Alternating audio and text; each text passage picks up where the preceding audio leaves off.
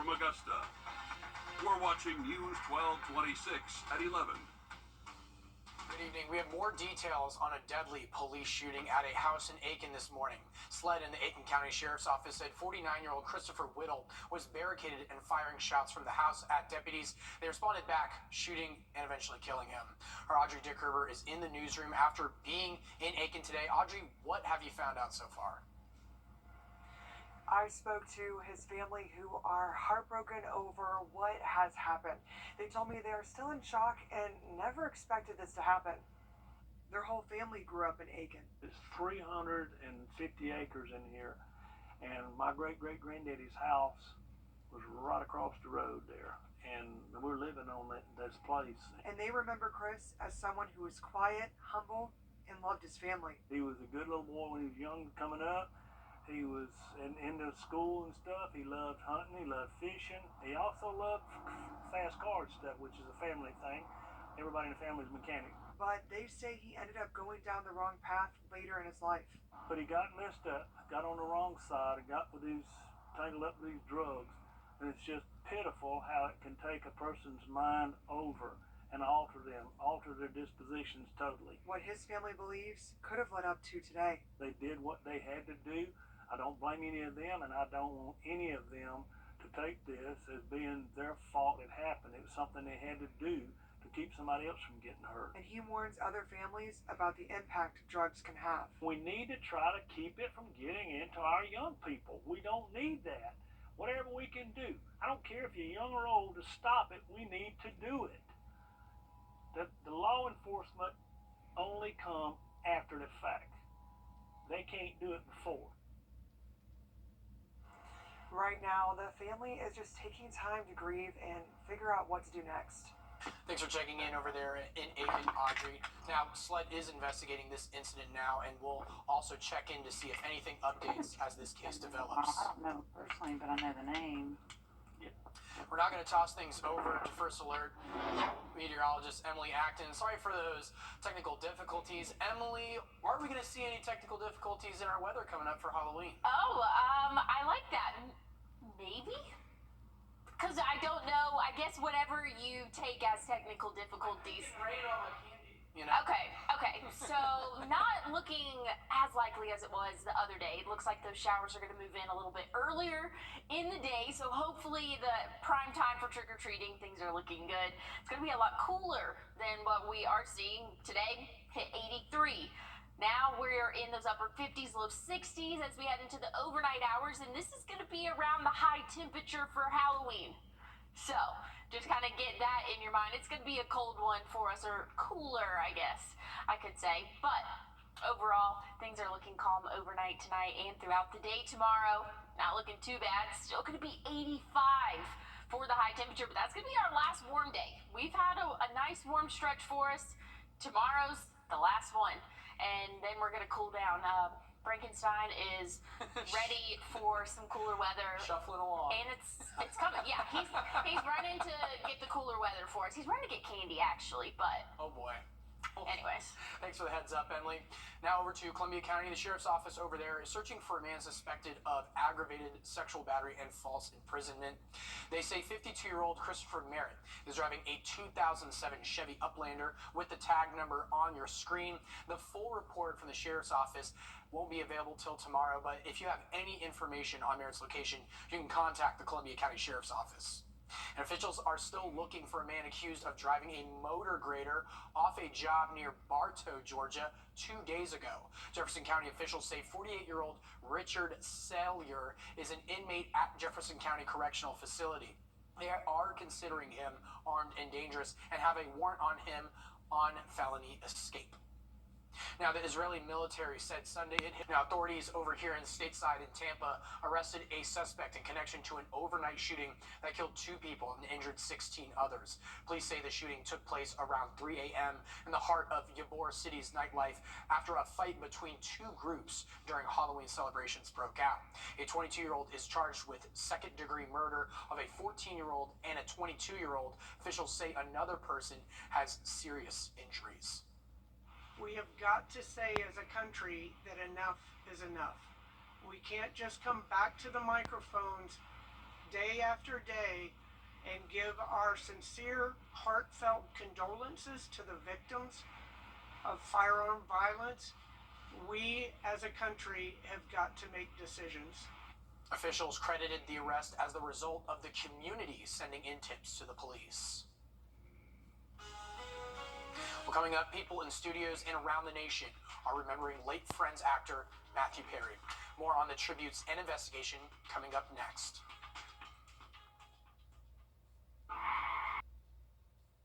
We are learning more tonight about the sudden passing of actor Matthew Perry, best known for playing Chandler Bing in the show Friends. CBS' Christian Benavides has reaction and the latest on the investigation. No foul play is suspected in the sudden death of beloved actor Matthew Perry, according to detectives. Sergeant 23, Rescue 23, UMS 9 on radio. Respond to the drowning. He was found dead at his Los Angeles area home Saturday of an apparent drowning.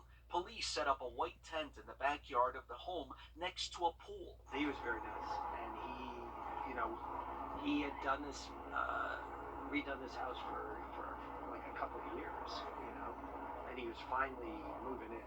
Matthew right here first. Thank you. The 54-year-old who grew up in Ottawa, Canada, moved to Los Angeles in his teens. He eventually rose to fame as the witty and lovable Chandler Bing on the hit TV show Friends. On Sunday, fans dropped off flowers outside the actor's home and at the New York apartment building made famous on the show that ran for 10 seasons. We were hoping it was not true.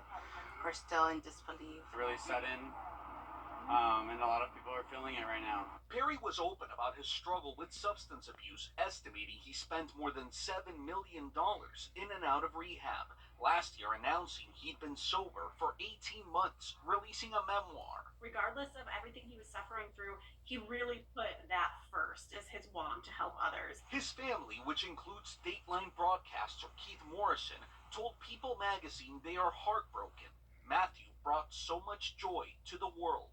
Christian Benavides, CBS News. Online tributes include Canadian Prime Minister Justin Trudeau, a former schoolmate, writing, "Thanks for all the laughs, Matthew. You are loved and you will be missed." Warner Brothers, the studio behind Friends, writing, "He was a gift to us all." At least 4 people were shot early this morning near Georgia State's Atlanta campus. Police say 1 person was seriously injured and 3 others are not as injured. Officials at the university confirmed that 2 students are among those injured. Authorities say there is no ongoing threat to the community. And community members gathered in Libsyn, Maine in honor of the victims lost on Wednesday. The vigil paid tribute to the 18 lives lost when accused gunman Robert Card opened fire at a Lewiston bowling alley and bar. Shelter-in-place warning stops people from holding vigils sooner as a multi-state manhunt took place to find Card. He was found dead on Friday. Well, coming up, it's time for the top 5 movies at the box office. When we get back, Emily? Well, big change in the weather pattern. We're going to see highs in the 50s come midweek. I'll have this broken down for you, though, coming up. .com/betteryou. Advanced Technology Group is your go-to business communication expert. We provide local business internet with station today. Thanks for watching News 12 on your side.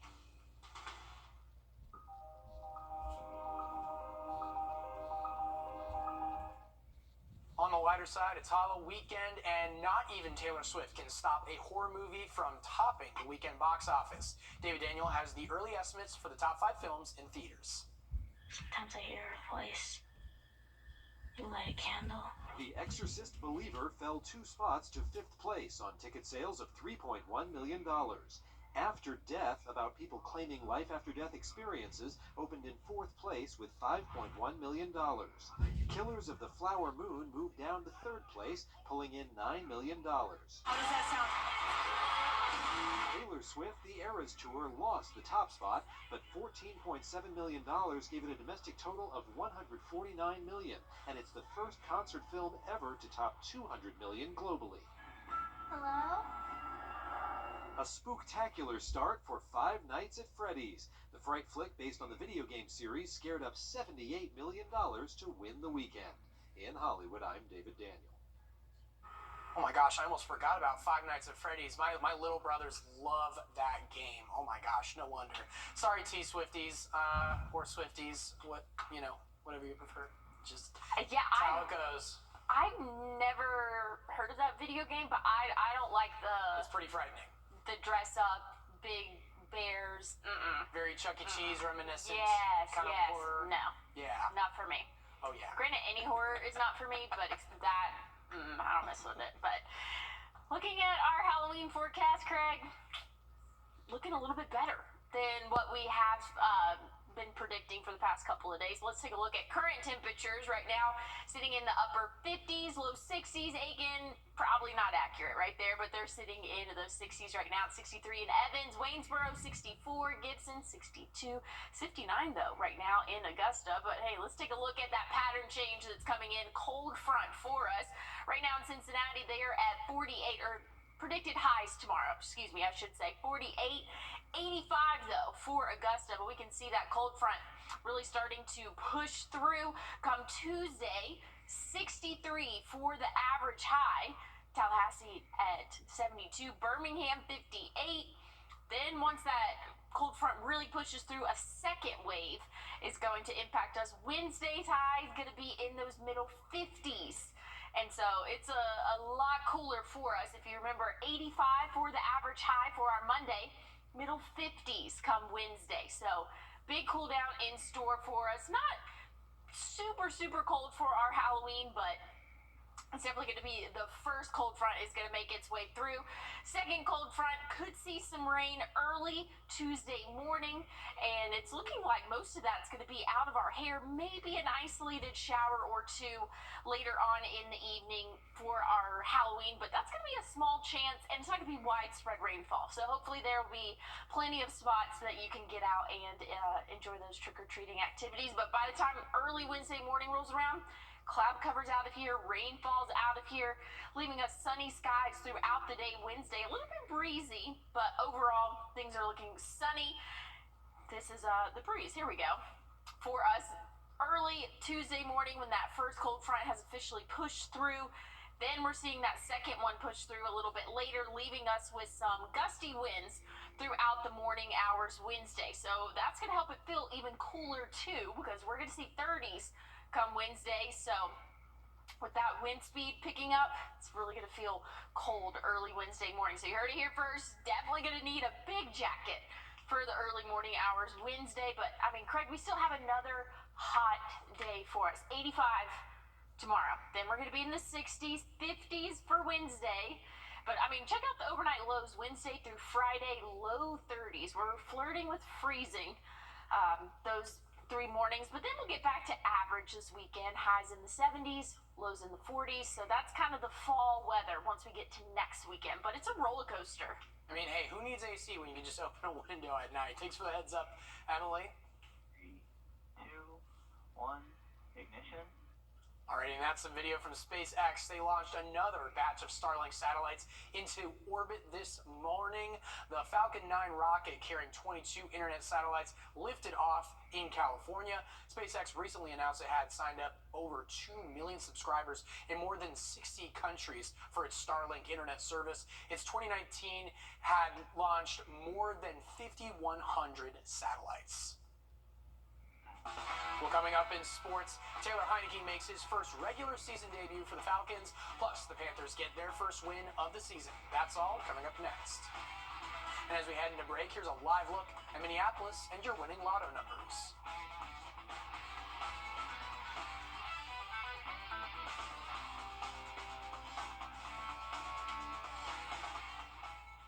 I'm Mike Host. First Alert Radar, powered by Jim Hudson Automotive Group. On your sideline, sports brought to you by the Hawk Law Group. It's now been over a month since South Carolina has won a football game, which leaves no room for error with 4 games left on the schedule. It's hard to pinpoint one area the Gamecocks are lacking, especially after this past weekend. Was it Spencer Rattler under pressure, getting sacked 4 times? Was it his 3 intentional grounding penalties before the half, or just failing to finish a drive? Or maybe it was the defense. In the past 4 games, the defense has allowed an average of 435 yards a game. they'll need a lot more than a Swiffer to clean up this mess if they don't want to wait and end their season early. We need to continue to get better. We're a team that's gotten better as the year has gone every single year. This year should be no different. Record isn't where we want it right now, obviously. It's not a great feeling as a group, but we got no other choice. But we got 4 more opportunities, this year to finish out strong, all at home. And looking forward to finishing out at home. There should be good environments every game, and trying to get 4 wins. Now, granted, this team is battered and bruised. Trey Jones went down with an ankle sprain in their 30-17 loss. He's the 12th offensive lineman to go on the injury list this year. Rattler was down 2 of his starting 3 wideouts. Tight end Trey Knox left the game too with a hamstring injury.